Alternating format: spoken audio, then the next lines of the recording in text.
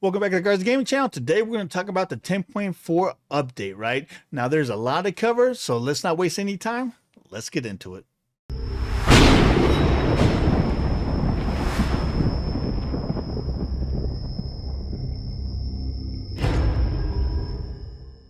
Okay, so here we go with the 10.4 updates, right? And there is a lot of updates to cover, so I'm going to go through this pretty quick. And I'm telling you right now, there's some of the nerfs in this update that really got me upset. But you know, it is what it is, right? So this 10.4 is going to go into effect next Tuesday. And of course, we're going to get the new god. But let's get into it, right? This is one of the big things that is just going to infuriate a lot of people, right? At least for arena players. They're nerfing pin. So as of right now, pin is maxed out at 40%, right? So you can build up to 40% pin cap. So they're reducing that pin penetration, right, from 40 to 32%. So you won't be able to stack more than 32% penetration, which is going to be very crazy for arena because there's a lot of heavies, heavy warriors, heavy guardians as it is now that it's almost impossible to bring down. And getting nerfed on penetration is just going to make freaking tanks just so much of a pain in the butt to bring down. But let's get into this, man. So like I said, decreasing the pin cap from 40 to 32%. And decreasing the percentage penetration from 20% to 16% on Titan's Bane, Serrated Edge, Obsidian Shard, Crone's Coin, Typhoon's Fang, and Dominance. So right now, all these items have a 20% penetration on them. They're nerfing that to 16%. So they're all getting nerfed. So that's yeah, that's gonna suck, man. And now they're gonna also decrease the penetration from 10% to 8% on the following items: the Crusher, Hydra's Laminate, Heartseeker, Silver Branch Bow, Fail Not, Demon Blade, Spear of the Megas, Warlock Staff, Rod of Tahuti, Staff of Meriden, Doomworm, and Elixir of Power, right? So pretty much anything that has pennant on it right now is going to get nerfed. If it had 20% pennant on it before, it's going to only have 16% now. If it had 10% on it before, it's only going to get 8% now, which is just sucks, man. It just sucks. Decrease, and then they decrease the penetration from 5% to 4% on Warrior's Bane, which is like a T2 item, and then Spell Focus. But yeah, let's move on here. So let's go with the items, right? So Serrated Edge. Serrated is a decrease the lifesteal on this one from 15% to 10%. Increase the physical power of this. So I gave it 5 more physical power on it. So they reduced the lifesteal by 5, gave it more 5 more physical power, and decrease the passive lifesteal per stack from 3% to 2%, right? And then they increase the physical power per stack though from 8 to 10. So you're getting 2 more physical power per stack. So you're doing a little bit more damage. You're just going to be doing a little bit less healing with Serrated Edge, right? Now, Mail Renewal. Decrease the cost of this one by 100 gold. Decrease the immediate heal and heal over time from 15% of the god's max health to 10% of their max health. So they reduce this by 5%, which is a huge nerf to this. Jotun's Vigor. Decrease the lifesteal on this item's passive trigger from 30% to 20%, and increase the movement speed on the item's passive trigger from 10% to 15%. It is what it is, man. Stone of Gaia. So they decrease the healing on the trigger from being knocked up or pulled back or grabbed or whatever from 8% to 5%. So you're using 3% of your max health healing on this, right? So it's getting nerfed by 3%, which is that's almost a 50% nerf, dude. I mean, it's reducing it by 3%. That's craziness.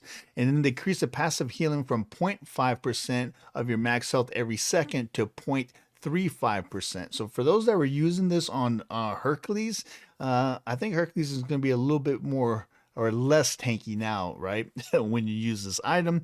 And then decrease the initial cooldown of the heal from 45 seconds to 20 seconds. So that you can, it sounds like it'll proc twice as much, just is going to proc for a lot less, right?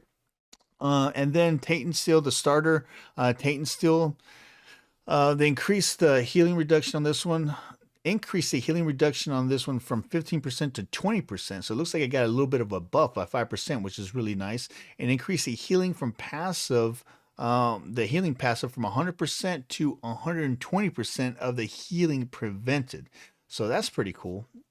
That's going to be a nice little item to add like on a tank or a support, right? And then, yeah, where we talked about that. Okay, so then the Bless Scepter buff. So this is like the level 1 of the, was it the Vital Amplifier or the other ones that are in that tree, right? So they increase the cost, or they decrease the cost of the level 1 by 50 gold, but then they just increase the cost when it goes into the like the main one, whether it be the Vital Amplifier or any of the other ones, by 50 gold. So they just kind of shifted the gold around so you can build it quicker. But then to get it to the max level, it's gonna, it's gonna take you a little bit longer. All right, I don't know why they just wanted to hammer in there that tainted amulet increased the healing's passive from 100 to 120% of healing prevented. They put it in there like 3 times on the website, right? So level 1 of the gladiator shield, the round shield buff, right? They increased the physical protections on this one from 5 to 10, so you're going to get double the protections at level 1 on this, so that's pretty cool. And then gladiator shield, they buffed this one. They decreased the cost of it by 50 gold, which is cool, man. Anytime you decrease the gold on an item we like to use, it's always awesome, right? And then they increased the health by 50. So now instead of giving you 150 health, you're going to get 200 health. So that's pretty cool. That's definitely pretty cool. Arc Druid's Fury buff, right? They got buffed. Arc Druid's Fury. So they increased the cost of this one by 100 gold, and then they increased the passive trigger damage from 30 and 1.5 per level to magical damage per stack to 40. So they added 10 flat damage plus 2 per level. So they added 0.5 per level. So you got plus 10 damage plus 0.5 on that. So I mean, it is what it is. I don't really use this item. I've seen a couple of people in Arena use it. I really don't use it, so I don't know. Now this is now we're getting into the territory where it got my blood pressure up, dude. Blood Force ended up getting nerfed, man, and this one is heartbreaking. So what they ended up doing is reducing the physical power you get from Blood Forge from 75 to 65%. So now it's pretty much in line with Heart Seeker, right? So you only get up to 65 physical power with them. That really sucks, man. That really does suck. And this is another one that really sucks, is Book of Thoth, right? So they decreased the mana gain from this one per stack from 10 to 7. So effectively what they did is, before, when you max this out, you got an additional 1,000 mana, right? Well, now you're only going to be able to max out you're only going to get 775 mana, which really, really sucks. And because of, how you get so much power per percentage of all your mana, right? So before you were getting it off 1,000 mana, now you're only getting 775 mana. So what that ended up doing is nerfing the amount of magic item power you get by 18. So you're gonna be getting 18 less magic power from this and 225 less mana from this. Now keep in mind that Kukulkan, his passive is kind of like the same as the Book of Thoth's passive, right? So for Kukulkan, I believe you get 4% power, magic power, depending on how much mana you have, right? So by taking away 225 mana from a fully evolved Book of Thoth, not only are you going to lose 18 magic power from the book itself, but that's going to add another 10 from Kukulkan's passive that you're going to be losing, because you're losing that 225 mana, and 4% of 225 is what, 10, about more or less, right? Or 10 magic item power. So that's going to be pretty significant, actually. Let me double check just to make sure I ain't giving you guys crazy numbers, because math is definitely not my strong point. So 225 times 0.04 equals 9. Okay, so I was close, 9. So you're going to be losing 18 plus magic power plus an additional 9 if you play Kukulkan, so that really sucks. But I mean, it is what it is. So Tablet of Destinies. So they nerfed this one too. And you know what? I think that this one is to the point now where I think I'm going to stop using it, because I don't think it does enough damage to even try using an arena, because sometimes when you use this item in arena, it takes pretty much half the arena game, if not longer, to build it up for most gods. And now the pros don't outweigh the cons. I think the cons took over the gambit on this one. But anyway, so they decrease the damage trigger on this one from 0.12% of your mana per stack to 10%. So you're losing another 0.2% mana per stack on this, right? So they just nerfed this one not too long ago. Now they're nerfing it again, which is craziness. Now they're saying that they fixed an issue now where it's, dealing the right amount of damage, and now it scales properly, whatever, dude. Okay, so here we go. Aphrodite. We're getting to the gods now. And we knew that Aphrodite was going to end up getting nerfed, man, because Aphrodite got strong with the last update, right? So her kiss, it decreased the protections given from her to her soulmate from 20% of her protections to 15% of her protections. So they took away 5%. And I knew they're going to end up nerfing that, dude, because that was super strong. And then they decreased the movement speed from 8, 11, 14, 17, and 20% to 6, 8, 10, 12, and 14. So late game, you're losing 6% movement speed. So that's pretty significant, actually. And then her dot, love of birds, right? So her lovebirds, they increased the cooldown by 2 seconds, man. It went from 14 seconds to 16 seconds. 2 seconds in arena is a lifetime, dude. That is a significant nerf.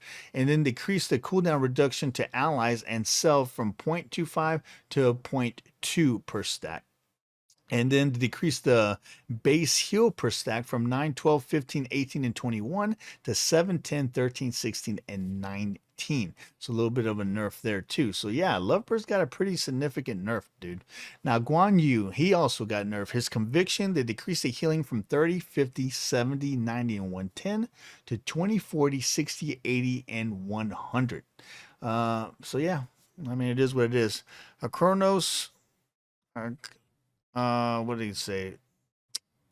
His shifter of seasons. So the autumn decay now only reduces physical protections, not magical protections. Right. So before he used to be able to cut through physical protections or knock down physical protections and magical. Now it's only going to affect physical protections. So that kind of sucks. And decrease the autumn decay's physical protection debuff from 10, 14, 18, 22, and 26 to 5. Man, level 1, it got cut in half. 10, 15, 20, and 25. So late game, it goes to 1. So early game is going to cut down a lot less than it did before by 50%, which is ridiculous. Okay, Ishtar. Ishtar's number 1 of her 1, right? Her 1 modifier to her 1 got a little bit of a nerf. So her strike shot, they decreased the bonus damage from 8, 13, 18, 23, and 28 to 5, 11, 17, 23, and 29. So 1 late game. But 3 early game, and that's significant. Now Chalk is actually getting a little bit of love this time around, right? So what they ended up doing is Thunderstrike. They increased the base damage of Thunderstrike from 80, 140, 200, 260, and 320 to 90, 150, 210, 270, and 330. So you're getting about 10 more late game, which is pretty cool. But here comes a very big buff for Chalk, right? His Rain Dance.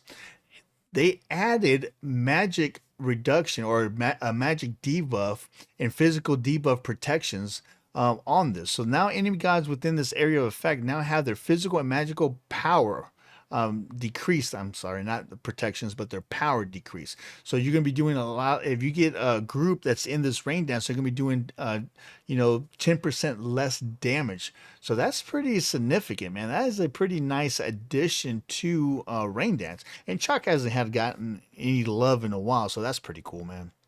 And Camazotz, right?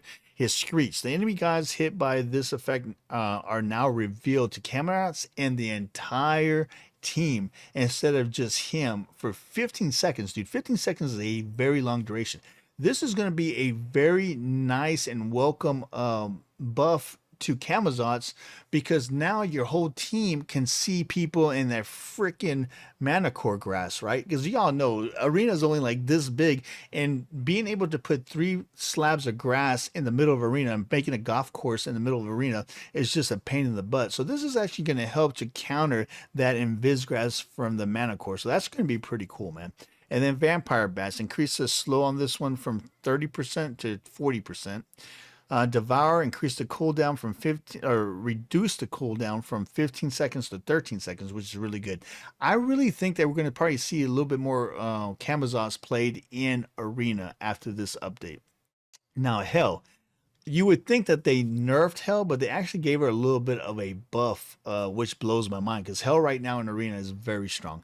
Her stance attunement, right? They increase the power debuff to enemies while in light stance from 8% at max attunement to 12%. Wow, an additional 4%. That's huge. Decay and restoration, right? Increase the base damage from 60, 110, 160, 210, and 260 to 70, 120, 170, 220, and 270. So late game, you're getting 10. It looks like you're getting 10 across the board, actually, in both stances on that one. Uh, I can't believe that they buff Hell, man. That's a very big surprise to me. Now, Gilgamesh, they gave him a little bit of a buff, more towards minions, allowing him to clear more, right? So his Sunforged ability now, this ability now deals 25% increased damage to lane minions, only on the initial pulse, though. So, I mean, that's pretty cool. And then Thulu is Sever increase the protection reduction debuff per hit from 3% to 4% and decrease the max stacks of this effect from 5 to 4. It is what it is. Um, Charybdis. This is very interesting. They ended up buffing her spike shot, which is very interesting, actually. I wasn't expecting this, but her spike shot, they decreased the cooldown from 14 seconds to 14, 13, 12, 11, and 10. So late game, they're reducing her spike shot cooldown by 4 seconds, dude. 4 seconds in arena is a lifetime. Oh my goodness, that is such a huge buff for that ability. And then the increase in splinter tide from 2% tide per hit to 3% tide per hit. So it's going to allow you to build your tide, I guess, a lot quicker. Or it's going to be, is that more damage? Increase splinter tide. No, you just get more tide. That's right. Okay, so then we got Serket, right? Now, this is another interesting one. So for Serket, her last breath, right? Her ult. Her ult's now going to have a passive ability to it. So in addition to doing the damage with the ult, she's, as her ult scales up, and levels up, she's going to be getting a passive added crit chance with each level that you add up. That has nothing to do with the ult. It's just like getting free crit with every time that your ult levels, right? So every time when your alt levels, you're going to get 10, 15, 20, 25, and 30% permanent crit now on Serket on top of whatever the items are giving you, right? So being able to pretty much do 100% crit on Serket is going to be just that much easier. It's going to be crazy. Or it's going to allow you to not have to build so many crit items and maybe choose other type of items that don't have crit on them that maybe give you more attack power, right? Because you're going to be making up that crit as you go. So that's going to be pretty cool. And Janus, his ult through space and time. This ability now has also a passive, kind of like Serket, but his passive is he gets magical penetration as it scales up, right? So when his level 1 of his ult, you get 8%, 10%, 12%, 14%, and late game when it maxes out, you get 16% penetration. Now, I think that this is not as benefit you're not going to get as much benefit out of this one as you did Serket's, because remember, they just reduced the level cap from 40 to 32 when it comes to penetration, right? Percentage penetration. And it's telling us right here that this counts as item power and contributes towards the cap, right? So this contributes to the magic percentage penetration cap. So I mean, you're already going to, at late game, you're going to already have 16% penetration. Dude, you're going to max out your cap just with items alone. So adding this passive on Janus, I think is going to be pretty much a waste. I think that they probably should have added a scaling of magic power. I think you should got a little bit more magic power. I think would have worked out a lot better for Janus, or maybe even cooldown. Cooldown would have been cool too, but I think that they missed the boat on this one by giving us magic penetration when they just nerfed how much you can max it out. But anyway, that's pretty much it when it comes to the buffs and nerfs. Now, with that though, we're also getting a new event, and that's this G.I. Joe event, right? So with the G.I. Joe event, we're gonna get Neith, Susano, and was it Hoi? Yeah, and Hoi are going to get both a GI Joe and a Cobra skin, right?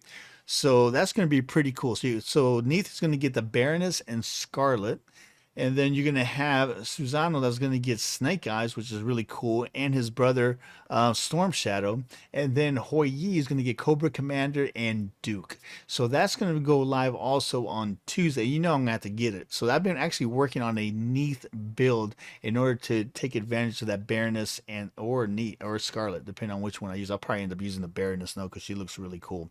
Yeah, man, but that's everything for 10.4. I'm not going to talk too much about the new god because I'm actually going to be playing the new god later on today, and I'm going to do a separate video of talking about the new god, showing her various different abilities, giving my comments on what combos probably work well for her, and if she's going to be viable in arena or not. So make sure that you keep an eye out for that video. Again, that's pretty much it for 10.4. A little bit of heartbreak when it comes to a couple of those items, but man, it is what it is, man. The biggest thing that I think that they messed up on is by reducing the cap on penetration. I really don't think they should have touched the penetration cap, because I can tell you right now, before they were talking about how they used to do, they're going to do changes where it's only affecting conquest and then all other, you know what I'm saying? And I think this is one of those situations where they should have done that. If penetration was such a pain in the butt in Conquest, they should have nerfed it only in Conquest and left all the other modes alone. Because I can tell you right now, tanks, heavies in Arena, whether it be warriors, assassins, whatever, a tank can be any class, right? If somebody builds a god with heavy protections, it's going to be almost impossible to kill him by nerfing penetration that much, man. It's going to make it it's substantially harder to kill them. But it is what it is. But anyway, if today's your first time checking out our video, make sure you hit that subscribe button. And don't forget, we're streaming every Tuesday at 11:30 Eastern Standard Time on a new Twitch channel. And if you're ever looking for some really cool people to play with, man, come check out our Discord. I got an invite to the Discord description of any of our videos and our website, garzagaming.com. And you want to stay in the know on what's going on in the Reaper world, don't forget, we now have a new Twitter account, Garza_gaming. So come give us a follow on Twitter, right? Again, if you haven't subscribed to the channel, please subscribe. I'm Derek Garza, your OG on GC. We'll see you next time.